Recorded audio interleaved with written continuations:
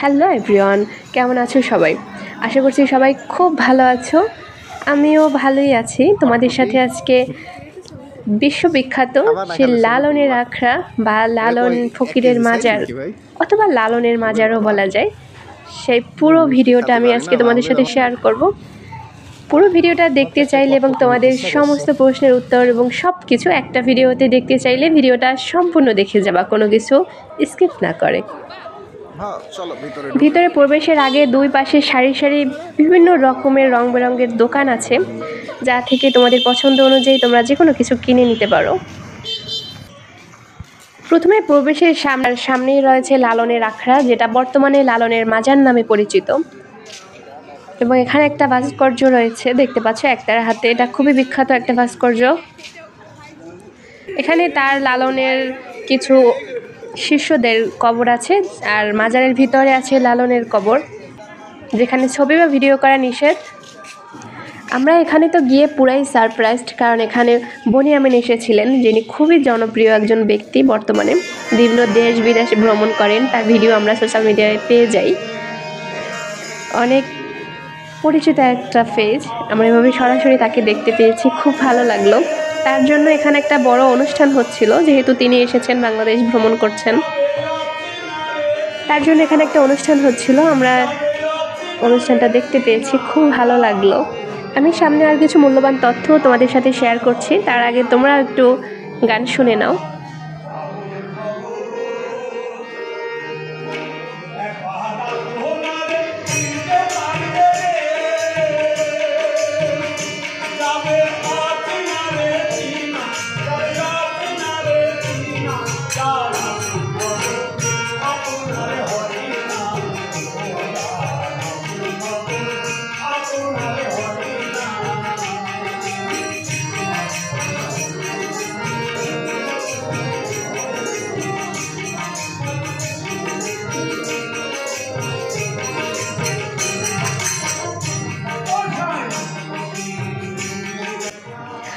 লালন কুষ্টিয়ার কুমারখালী উপজেলার দেউরিয়াতে একটি আখড়া তৈরি করেন, যেখানে তিনি তার শিষ্যদের নীতি ও আধ্যাত্মিক শিক্ষা দিতেন।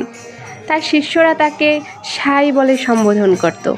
তিনি প্রতি শীতকালে আখড়ার একটি ভান্ডারা বা মহা উৎসব আয়োজন করতেন, যেখানে সহস্রাধিক শিষ্য ও সম্প্রদায়ের লোক একত্রিত হতেন এবং সেখানে সঙ্গীত ও আলোচনা হতো। চট্টগ্রাম, রংপুর, যশোর এবং পশ্চিমে অনেক দূর পর্যন্ত বাংলার ভিন্ন ভিন্ন স্থানে বহু সংখ্যক লোক লালন ফকিরের শিষ্য ছিলেন। শোনা যায় তার শিষ্যের সংখ্যা প্রায় 10,000-এরও বেশি ছিল।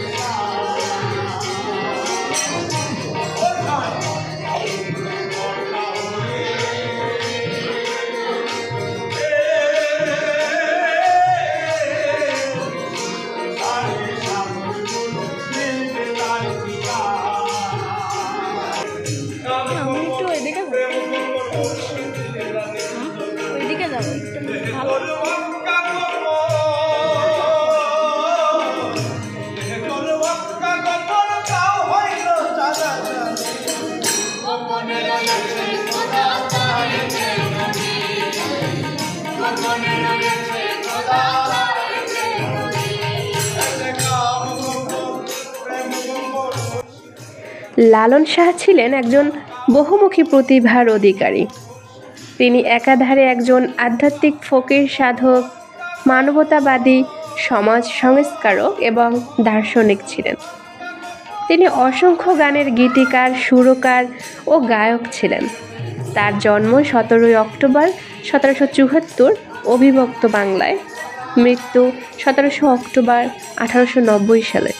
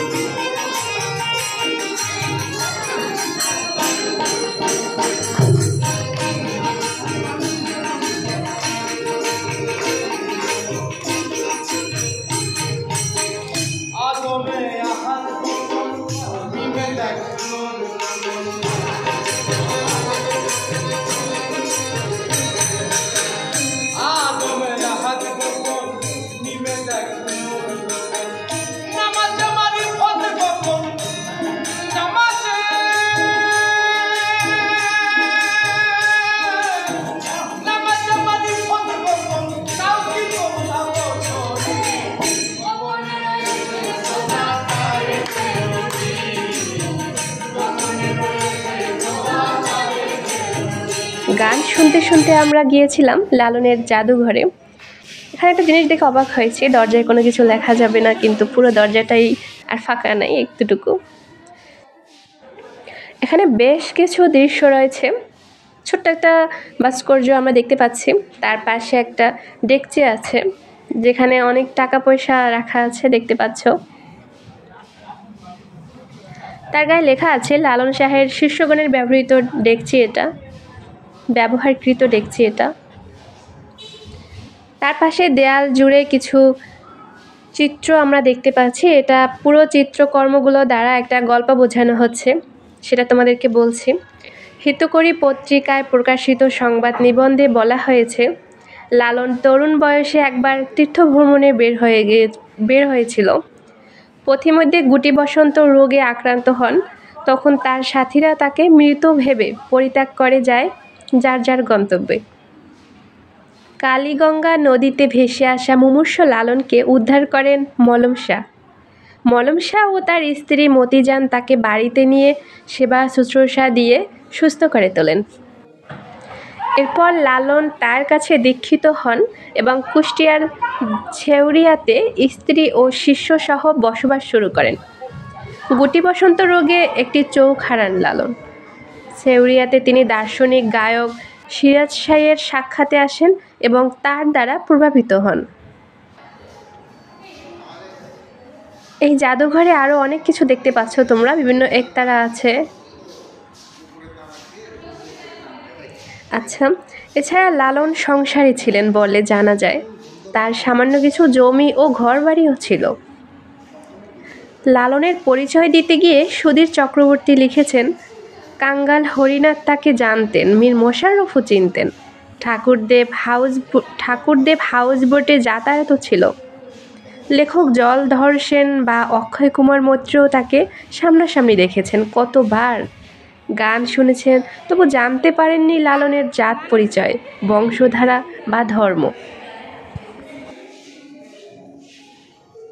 এখানে অনেকগুলো জিনিস তোমরা দেখতে পাচ্ছ, তার ব্যবহৃত বা তার শিষ্যদের ব্যবহৃত জিনিসগুলো এখানে রাখা আছে। তো চলো তোমাদেরকে আবারও একটু গান শুনিয়ে নিয়ে আসি।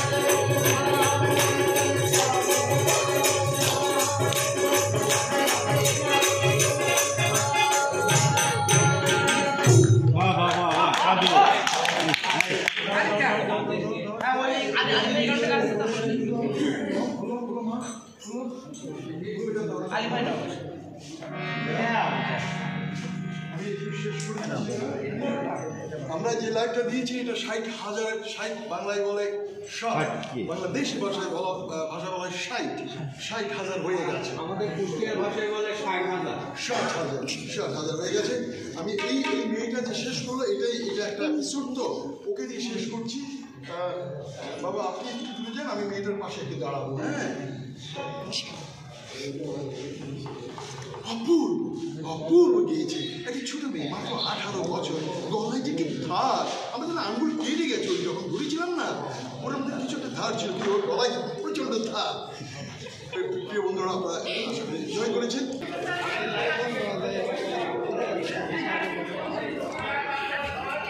আমরা গান শোনার পর বের হয়ে আসলাম। তোমাদের সাথে মাজারটা একটু কাছ থেকে দেখাচ্ছি। এটার ভিতরে আছে লালনের কবর। এখানে বিভিন্ন সময় আপন মনে মানুষ গান গেয়ে যায়, জায়গায় জায়গায় ছোট ছোট দল হয়ে তারা গানগুলো করে। তো তারই একটা ছোট দৃশ্য তোমাদের সাথে শেয়ার করছি। তারা আপন মনে গান গাচ্ছিল, আমরা গিয়ে কিছুটা শুনে আসলাম।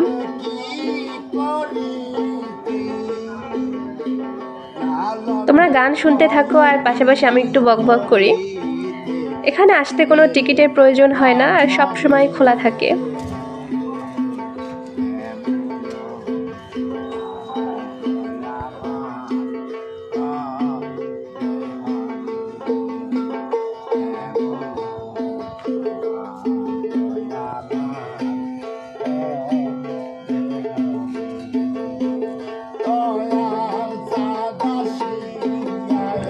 এই তো আমি ভিডিওর একেবারে শেষ পর্যায়ে চলে এসেছি। এতক্ষণ পর্যন্ত যারা আছো ভিডিওর সাথে সবাইকে অসংখ্য ধন্যবাদ। সবাই খুব ভালো থেকো।